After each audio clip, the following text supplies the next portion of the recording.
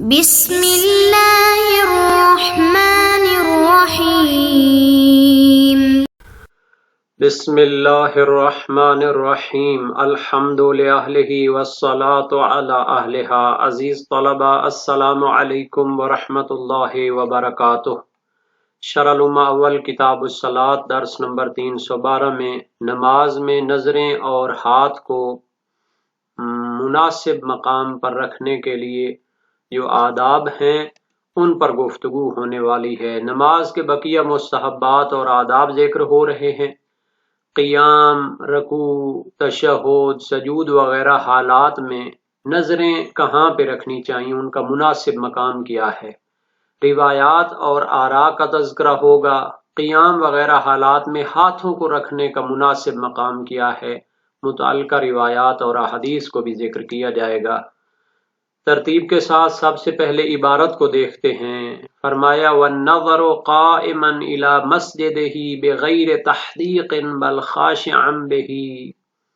وَرَاكِعًا إِلَى مَا بَيْنَ رِجْلَيْهِ وَسَاجِدًا إِلَى طَرَفِ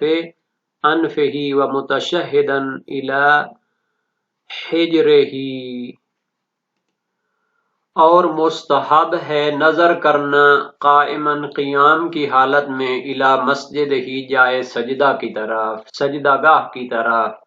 بغیر تحدیق لیکن بہت زیادہ کیا کہتے ہیں اس کو آنکھیں پھاڑ کے، یا بہت زیادہ جو ایک ہوتا ہے گور گور کے دیکھنے کی ضرورت نہیں ہے۔ نارملی جو نگاہ کی جاتی ہے وہ سجدے کی طرف ہونی چاہیے، سجدہ گاہ کی طرف ہونی چاہیے۔ بل خاشعا بہ، بلکہ خشوع و خضوع کی نظر ہونی چاہیے، خدا کی بارگاہ میں حاضر ہونے کا تصور ہونا چاہیے۔ تو قیام کی حالت میں جائے سجدہ کی طرف نگاہ کرے گا بغیر تحدیق، لیکن گور کر نہیں دیکھے گا، اس میں بہت زیادہ آنکھوں پر زور نہیں دے گا، بلکہ خشوع کے ساتھ دیکھے گا۔ وَرَاكِعًا إِلَى مَا بَيْنَ رِجْلَيْهِ، اور رکوع کی حالت میں اپنی جو پاؤں ہیں ان کے درمیان دیکھے گا۔ وَسَاجِدًا إِلَى طَرَفِ أَنْفِهِ، اور سجدے کی حالت میں اپنی ناک کے کنارے کی طرف دیکھے گا۔ وَمُتَشَهِّدًا إِلَى حِجْرِهِ أو حُجْرِهِ، اور تشہد کی حالت میں اپنی گود میں دیکھے گا، گود کی طرف دیکھے گا۔ تو نماز میں نظریں کہاں پہ ہونی چاہیے، ان کا مناسب مقام کیا ہے؟ تو قیام، رکوع، سجود اور تشہد کی حالت میں اس کا حکم بیان ہو گیا کہ ان کو کہاں پہ دیکھنا چاہیے۔ کل ذالک مروی الا الاخیرہ، یہ سب روایات میں آیا ہے۔ رکوع کی حالت میں کہاں دیکھنا ہے، قیام کی حالت میں کہاں دیکھنا ہے، سجدے کی حالت میں کہاں دیکھنا ہے۔ ایک قصہ بنا ہوا ہے کہ بعض لوگ جو ہے نا جی وہ امام صادق علیہ السلام کے فرامین یا اس کے عمل اور سیرت کو دیکھ کے وہ ایک نظریہ مخالف اپنا لیتے تھے۔ کسی نے پوچھا کہ اب بتاؤ کہ سجدے میں کہاں دیکھنا ہے، تو اب اس کو تو پتہ نہیں تھا کہ سجدے میں مولا کہاں دیکھتے ہیں، تو اس نے کہا کبھی آنکھیں کھلی رکھو یا کبھی آنکھیں کھول لو جناب۔ تو اس طرح قصے بنے ہوئے، یہ ساری چیزیں کیا ہے روایات کی روشنی میں آتی ہیں۔ الا الاخیرہ، لیکن آخری جو چیز ہے وہ روایت میں نہیں آئی۔ تشہد کی حالت میں سجدہ گاہ کو دیکھنا ہے یا گود میں دیکھنا ہے، تو یہ روایت میں نہیں آیا۔ فَذَكَرَهُ الْأَصْحَابُ وَلَمْ نَقِفْ عَلَى مُسْتَنَدِهِ، شیعہ فقہاء اور علماء نے اس کا ذکر کیا ہے، لیکن ہمیں اس کی دلیل روایت کی روشنی میں نہیں ملی۔ نعم هو مانع من النظر الى ما يشغل القلب یا یشغل القلب، ہاں جب انسان نماز کی حالت میں سجدے گاہ کو دیکھے یا اپنی گود کی طرف دیکھے تو پھر یہ مانع ہوگا ایسی چیزوں کو دیکھنے سے جو دل کو مشغول کر سکتی ہیں۔ اگر انسان نماز کی حالت میں آمنے سامنے دیکھ رہا ہو اور جناب علی اس کی نگاہ محدود نہ ہو تو پھر ایسی چیزیں وہ دیکھ سکتا ہے جس سے اس کا دل ادھر متوجہ ہو جائے اور وہ اپنی نماز سے اور خدا کی بارگاہ میں حاضر ہونے والی جو کیفیت ہے اس سے نکل جائے۔ ففیہ مناسبۃ کا غیرہ، تو اس میں بھی ایک مناسبت پائی جاتی ہے، جیسے دوسرے موارد جن میں روایت آئی ہے تو وہ بھی اسی وجہ سے کہ انسان اپنی نماز کی طرف متوجہ ہو، اپنے سجدے گاہ کی طرف متوجہ ہو، یعنی نماز کی توجہ سے وہ خارج نہ ہو۔ تو یہ جو شہید ثانی نے فرمایا ہے کہ یہ سب روایات میں ہیں، تو سب سے پہلے دیکھتے ہیں کہ قیام کی حالت میں اسے سجدے گاہ کی طرف دیکھنا چاہیے۔ صحیح زرارہ بن آیون کوفی جلیل القدر فقیہ فقہ راوی ہیں، امام باقر علیہ السلام سے روایت کرتے ہیں، اذا قمت فی الصلاۃ فلا تلصق قدمک بالاخری، جب نماز کے لیے قیام کرتے ہو تو اپنے پاؤں کو آپس میں نہ ملاؤ، دع بینہما فاصلا، کچھ فاصلہ ان میں رکھو، اسبعن اقل ذالک الی شبر اکثرہ، کم از کم ایک انگلی کا فاصلہ ہو سکتا ہے اور زیادہ سے زیادہ ایک بالشت کا فاصلہ ہو سکتا ہے۔ واسدل منکبیک، اور اپنے کندھوں کو کھلا چھوڑ دو، یعنی کہ ان کو بہت اکڑاؤ کی حالت میں نہ رکھو۔ وارسل یدیک، اپنے ہاتھوں کو بھی کھلا چھوڑ دو۔ لا تشبک اصابعک، اپنی انگلیوں کو ایک دوسرے کے اندر جو ہے نا جی نہ ڈالو۔ ولیکون علی فخذیک قبالۃ رکبتیک، اور اپنے ہاتھوں کو اور انگلیوں کو اپنے گھٹنوں کے مقابل رانوں پہ ہونا چاہیے۔ وَلْيَكُنْ نَظَرُكَ إِلَى مَوْضِعِ سُجُودِكَ، اور قیام کی حالت میں تیری نظر سجدے گاہ کی طرف ہونی چاہیے۔ یہ روایت وسائل الشیعہ باب اول ابواب افعال صلاۃ میں پائی جاتی ہے۔ اور رکوع کی حالت میں وہ اپنی قدموں کے درمیان دیکھے گا، یہ بھی صحیح زرارہ میں موجود ہے۔ فَإِنْ وَصَلَتْ اطراف اصابعك فی رکوعك الی رکبتیک، اگر تیری انگلیوں کے کنارے رکوع میں تیرے گھٹنوں تک پہنچ جائیں، اجزأک ذلک، تیرے لیے یہ کافی ہے۔ وَأَقِمْ صُلْبَکَ، اپنی پوشت کو سیدھا رکھو۔ مَدِّ عُنُقَکَ، اور اپنی گردن کو جو ہے نا جی سیدھا رکھو۔ وَلْيَكُنْ نَظَرُكَ إِلَى مَا بَيْنَ قَدَمَيْكَ، اور تیری نگاہ تیرے قدموں کے درمیان میں ہونی چاہیے۔ یہ بھی اسی روایت کا حصہ ہے۔ سجدے میں ناک کے کنارے کی طرف دیکھے تو شہید اول نے ذکرہ میں اسے جماعت من الاصحاب کی طرف نسبت دی گئی، یعنی کہ فقہا کی یہ گروہ اس کا فتویٰ دیتا ہے۔ صاحب حدائق ناظرہ محدث یوسف بیرانی نے کہا ہے وَهُوَ يُؤْذِنُ بِعَدَمِ وُقُوفِهِ عَلَى مُسْتَنَدِ، اس سے معلوم ہوتا ہے کہ ان کو اس کی دلیل روایت کی صورت میں نہیں ملی۔ وَبِذَلِكَ صَرَّحَ غَيْرُهُ أَيْضًا، اور دوسرے فقہا نے بھی اس کی تصریح کر دی ہے کہ ہمیں اس کی دلیل روایت کی صورت میں نہیں ملی۔ مُسْتَنَدُهُ الَّذِي وَقَفْتُ عَلَيْهِ كِتَابُ الْفِقْهِ الرَّضَوِيّ، اور ہمیں جو اس کی دلیل ملی ہے وہ فقہ رضوی کی روایت ہے، اس میں ہے یکون بصرک وقت سجود الی انفک، کہ سجدے کے وقت تیری نظر تیری ناک کی طرف ہونی چاہیے۔ وبین السجدتین فی حجرک، اور کذالک فی وقت تشہد، اور سجدوں کے درمیان میں جب بیٹھتے ہیں تو پھر گود میں ہونی چاہیے، اور اسی طرح تشہد کی حالت میں بھی۔ حدائق ناظرہ جلد 8 صفحہ 301 میں یہ روایت پائی جاتی ہے، اور خود فقہ رضوی بھی ترجمہ بھی ہے اردو میں، اور عربی والی اس میں بھی ہے۔ اور تشہد کی حالت میں بھی گود میں دیکھنا ہے تو اب شہید ثانی فرما رہے تھے کہ اس کی بھی ہمیں دلیل نہیں ملی، لیکن یہ بھی اگر اس سے پہلے والی کی دلیل وہ اسی کو سمجھتے ہیں تو پھر یہ دلیل بنے گی آخری کی بھی۔ فقہ رضوی میں اسی طرح ہے، اور منتہل مطلب میں علامہ ہلی نے اس کی علت بیان کی ہے اللہ یشتغل قلبہ عن عبادت اللہ تعالی، سجدے کے درمیان میں اور تشہد کی حالت میں وہ گود میں دیکھے تاکہ اس کا دل عبادت خدا سے ہٹ کر کسی اور کی طرف متوجہ نہ ہو۔ اب ہم آتے ہیں ایک اور مستحب کی طرف، وَوَضْعُ الْيَدَيْنِ قَائِمًا عَلَى فَخِذَيْهِ بِحِذَاءِ رُكْبَتَيْهِ مَضْمُومَةَ الْأَصَابِعِ وَمِنْهَا الْإِبْهَامُ، ہاتھ کہاں پہ رکھے گا، اس کا مناسب مقام کیا ہے؟ قائمن جب قیام کی حالت میں ہوتا ہے، فرماتے ہیں مستحب ہے ہاتھوں کو رکھنا قیام کی حالت میں علی فخذیہ، اپنے رانوں پر، بحذاء رکبتیہ، اپنے گھٹنوں کے مقابل میں، مضمومۃ الاصابع، اور انگلیاں ساری آپس میں ملی ہوئی ہوں، ومن الابہام، ابہام یعنی انگوٹھا بھی انگلیوں کے ساتھ ملا ہو، اس کو کھلا نہ چھوڑے، وراکعا علی عینی رکبتیہ الاصابع والابہام مبسوطۃ ہنا جمع تاکید لبسط الابہام والاصابع،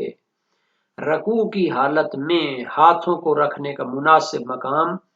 رکبتئی ہے، اس کے گھٹنے ہیں، گھٹنوں پر ہاتھوں کو رکھے گا، الاصابع والابہام مبسوطۃ، رکوع کی حالت میں جب گھٹنوں پر ہاتھ رکھے گا تو انگلیاں اور انگوٹھا یہ سارے کھلے ہوں گے، ہونا یعنی رکوع کی حالت میں ان کو کھلا چھوڑنا ہے، انگلیوں کو اور انگوٹھے کو بھی، جمع سب یعنی انگلیاں اور انگوٹھے وہ کیا ہوں کھلے ہوں گے، تأکید لبسط الابہام والاصابع، اور انگوٹھے اور انگلیوں کو کھلا رکھنے کی تاکید ہے جمع، وَهِيَ مُؤَنَّثَةٌ سَمَاعِيَّةٌ فَلِذَلِكَ أَكَّدَهَا بِمَا يُؤَكَّدُ بِهِ جمع المؤنث، وَهِيَ کی ضمیر اصابع کی طرف جا رہی ہے، اصابع اصبع کی جمع ہے، انگلی کی جمع انگلیاں، فرماتے ہیں کہ اصبع جو ہے اور اس کی جمع اصابع مؤنثۃ سماعیۃ، یہ مؤنث سماعی ہے، یعنی کہ سماعی لحاظ سے جو عرب اس کو استعمال کرتے ہیں تو مؤنث کی طرح استعمال کرتے ہیں، اس کے ساتھ کلمہ مؤنث والا معاملہ کیا جاتا ہے، اس کی طرف ضمیر مؤنث کی لوٹائی جاتی ہے، صفت بھی اس کے لیے مؤنث لائی جاتی ہے۔ تو اب شہید اول نے اس کے لیے جو تاکید لائی ہے جمع، وہ جمع کی جمع ہے، اور جمع جو ہے وہ کیا ہوتا ہے مؤنث ہے، تو انہوں نے اس کی تاکید میں وہ لفظ استعمال کیا ہے جو مؤنث کے لیے تھا، فَلِذَلِكَ أَكَّدَهَا بِمَا يُؤَكَّدُ بِهِ جَمْعُ الْمُؤَنَّثِ، اسی لیے شہید اول نے الاصابع کی تاکید لائی ہے ایسے کلمے اور لفظ کے ساتھ کہ یؤکد بہ، جس کے ساتھ تاکید لائی جاتی ہے جمع المؤنث، مؤنث کی جمع والے لفظ کی۔ تو یہ ایک ادبی نقطہ بیان کرنا چاہتے ہیں شہید ثانی، شہید اول کی عبارت میں جمع جو تاکید ہے یہ لفظ مؤنث کی جمع کے لیے کیا ہوتا ہے تاکید کے لیے استعمال ہوتا ہے، تو اصابع چونکہ مؤنث سماعی ہے اس وجہ سے اس کے لیے بھی لفظ مؤنث کے ذریعے تاکید لائی جا سکتی ہے۔ وَذِكْرُ الْإِبْهَامِ لِرَفْعِ الْإِيهَامِ وَهُوَ تَخْصِيصٌ بَعْدَ التَّعْمِيمِ لِأَنَّهَا إِحْدَى الْأَصَابِعِ، ذکر الابہام، جب شہید اول نے اصابع کو ذکر کر دیا کہ انگلیوں کو رکوع کی حالت میں کھلا رکھنا ہے، تو پھر اس کے بعد انگوٹھے کو کیوں ذکر کیا ہے، حالانکہ انگوٹھا بھی انگلیوں میں شامل ہے؟ تو شہید ثانی فرماتے ہیں انگوٹھے کو ذکر کرنا انگلیوں کے بعد لرفع الایہام ایک بلاغت اور فصاحت کے نقطے کے تحت ہے، وہ کیا ہے ایک ابہام اور توہم یہاں پہ آ سکتا تھا، اس کو اٹھانے کے لیے ہے۔ اصل میں انگلیوں کا جو حکم ہے وہ اکثر جگہوں پر ایسے وہ شامل ہوتا ہے انگوٹھے کو بھی، لیکن بعض جگہوں پر کیا ہوتا ہے انگوٹھا اس کے حکم میں شریک نہیں ہوتا۔ مثال کے طور پر تکبیر کے لیے جب ہم ہاتھوں کو بلند کرتے ہیں کانوں کے برابر تو اس وقت انگوٹھا ان کے حکم میں شامل نہیں ہوتا، اسی طرح قنوت کے وقت جب ہاتھوں کو بلند کرتے ہیں چہرے کے سامنے تو بھی انگوٹھا جو ہے نا جی وہ جدا رہتا ہے، انگلیوں کے حکم میں شامل نہیں ہوتا۔ تو اگر شہید اول یہاں پر انگلیوں کا حکم ذکر کر دیتے مطلقاً اور انگوٹھے کو جدا طور پر بیان نہ کرتے تو شاید سمجھا جاتا کہ انگلیاں وہی چار مراد ہیں، انگوٹھا ان کے ساتھ اگر ملا کر بھی رکھا جائے تو کوئی حرج نہیں ہے، حالانکہ مراد یہ تھی کہ انگوٹھے کو بھی کیا کرنا ہے، دوسری انگلیوں کی طرح جدا کر کے رکھنا ہے۔ وَهُوَ تَخْصِيصٌ بَعْدَ التَّعْمِيمِ، اصل میں یہ کیا ہے ایک عام کے بعد خاص کا ذکر ہے اور عام پر خاص کا عطف ہے، حالانکہ عام پر خاص کا عطف نہیں کیا جاتا، خاص پر عام کا کبھی عطف کیا جا سکتا ہے۔ عام جب آپ نے تمام انگلیوں کو ذکر کر دیا تو انگوٹھا بھی ان میں شامل ہوتا ہے، تو پھر آپ نے خاص کو کیوں ذکر کیا ہے؟ کہتے ہیں کہ اس میں چونکہ ایک نقطہ ہے، فصاحت و بلاغت کے لحاظ سے ایک توہم کو رفع کرنا چاہتے ہیں، کہیں لوگ یہ نہ سمجھیں کہ ابہام جو ہے وہ انگلیوں میں شامل نہیں ہے، بلکہ چار انگلیاں ہی اگر کھلی رکھی جائیں تو کافی ہیں، کیونکہ بہت سے مقامات پر کیا ہوتا ہے انگوٹھا ان کے ساتھ شامل نہیں ہوتا، جیسا کہ تکبیر کے لیے اور قنوت کی حالت میں۔ تو اس ابہام کو دور کرنے کے لیے، توہم کو دور کرنے کے لیے اس ابہام یعنی انگوٹھے کو ذکر کیا گیا ہے۔ یہ ایک فنی سوال بھی بن سکتا ہے اگر ہم یعنی کہ لوگوں نے شرح الامہ کو سمجھا ہے یا نہیں سمجھا، اس طرح کہیں ذکر الابہام لرفع الایہام وہو تخصیص بعد التعمیم، اس کی وضاحت دیں تو یہ کیا ہے، ابہام انگوٹھے کو ذکر کرنا اس لیے ہے انگلیوں کے ساتھ کہ وہ توہم کو دور کیا جائے، کوئی یہ نہ سمجھے کہ چار انگلیوں کو کھلا رکھ لیں تو کافی ہے۔ وَهُوَ تَخْصِيصٌ بَعْدَ التَّعْمِيمِ، وہ تعمیم یعنی کہ عام لفظ کو، اصابع کو ذکر کرنے کے بعد خصوصی طور پر ابہام اور انگوٹھے کو بھی ذکر کیا گیا ہے، کیونکہ اس کو بھی کھلا رکھنے کی تاکید کرنا چاہتے ہیں۔ لِأَنَّهَا إِحْدَى الْأَصَابِعِ، یہ تعمیم کے بعد تخصیص کیوں ہے؟ چونکہ انگوٹھا بھی تو انگلیوں میں سے ایک ہوتا ہے۔ تو بہرحال یہ ایک نقطہ ادبی ہے جس کی طرف کیا کرنا چاہیے، دقت کرنی چاہیے، اور شہید ثانی کی دقت تو بہت زیادہ ہے۔ دیکھیں کہ یہ چھوٹی سی عبارت تھی، اس سے شہید نے کتنے جو ہے نا جی کیا ہیں ادبی نکات کو بیان کیا ہے۔ وَسَاجِدًا بِحِذَاءِ أُذُنَيْهِ، سجدے کی حالت میں ہاتھوں کو رکھیں گے اپنے کانوں کے مقابل میں، زمین کے اوپر رکھنا ہوتا ہے سجدے میں ہاتھوں کو بھی، تو وہ کانوں کے برابر ہوں گے۔ وَمُتَشَهِّدًا وَجَالِسًا لِغَيْرِهِ عَلَى فَخِذَيْهِ كَهَيْئَةِ الْقِيَامِ فِي كَوْنِهَا مَضْمُومَةَ الْأَصَابِعِ بِحِذَاءِ الرُّكْبَتَيْنِ، تشہد کی حالت میں اور بیٹھنے کی حالت میں، لِغَيْرِهِ جب تشہد کے علاوہ بیٹھتے ہیں نماز میں، دو سجدوں کے درمیان میں بیٹھتے ہیں تو وہ سجدے کے علاوہ بیٹھنا ہو جائے گا۔ تو تشہد کی حالت میں اور تشہد کے علاوہ جو بیٹھنا ہوتا ہے سجدے میں، تو ہاتھوں کو رکھیں گے علی فخذیہ اپنی رانوں پر، کہیئۃ القیام جیسے قیام کی حالت میں رکھا جاتا تھا ان کو رانوں کے اوپر، فی کونھا مضمومۃ الاصابع، اور اس میں انگلیاں کیا ہوں گی، وہ آپس میں ملی ہوئی ہوں گی، بحذاء الرکبتین، اور یہ گھٹنوں کے مقابل میں رکھے جائیں گے۔ تو یہ تھا جناب علی ہاتھوں کو کہاں پہ رکھنا ہے، تو شہید اول نے ان تمام چیزوں کو بیان کر دیا ہے۔ ہاتھوں کو رکھنے کے حوالے سے جو روایات ہیں ان کی طرف بھی اشارہ ہو جائے اور یہ بات اس طرح تمام ہو جائے گی۔ ٹائم بھی اینڈ پہ پہنچا ہوا ہے۔ اس کی دلیل ہے ہاتھوں کو رکھنا ہے قیام کی حالت میں فاخذین یعنی رانوں پر، صحیح زرارہ میں، وَلْيَكُونَ عَلَى فَاخِذَيْكَ قُبَالَةَ رُكْبَتَيْكَ، اور صحیح حماد میں ہے کہ انگلیاں وہ جو ہے نا جی وہ کیا ہے کھلی ہوں گی، نہ بند ہوں گی، قیام کی حالت میں انگلیاں آپس میں ملی ہوں گی۔ صحیح حماد میں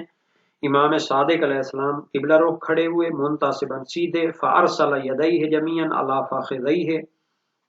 مولا نے قیام کی حالت میں ہاتھوں کو آپس میں باندھا نہیں ہے بلکہ ہاتھوں کو کھلا چھوڑ دیا، اپنی رانوں پہ رکھا، قد غم اصابعہ اپنی انگلیوں کو ملایا تھا، وقرب بین قدمیہ قدموں کو پاؤں کو قریب قریب رکھا، حتی کان بینہما ثلاثہ اصابع مفرجات ان کے درمیان 3 کھلی انگلیوں کا فاصلہ تھا، واستقبل باصابع رجلیہ جمیعا القبلہ اور پاؤں کی انگلیاں بھی جو تھیں وہ قبلہ رخ تھیں، لم یحرفہما عن القبلہ بخشوع و استکانۃ پاؤں کی انگلیوں کو بھی قبلہ رخ سے نہیں موڑا اور خشوع اور خضوع کے ساتھ، حالت رکوع میں جو ہے وہ صحیح ہے، حماد میں ہے، ثم رکع وملأ کفیہ من رکبتیہ مفرجات، اور اس کے بعد یہ جو فرمایا تھا کہ سجدے کی حالت میں انہیں کانوں کے برابر زمین پہ رکھنا ہے، تو یہ بھی صحیح ہے، حماد میں ہے، ثم کبر وهو قائم ورفع یدیہ حیال وجہہ ثم سجد وباسط کفیہ مضمومۃ الاصابع بین رکبتیہ حیال وجہہ، اور تشہد اور جلوس کی حالت میں، بیٹھنے کی حالت میں انہیں فاخذین پر رکھنا ہے، تو علامہ نے تذکرۃ الفقہاء میں اس کی وضاحت دی ہے، اور رسول اکرم صلی اللہ علیہ وسلم کی سیرت سے انہوں نے استدلال کیا ہے۔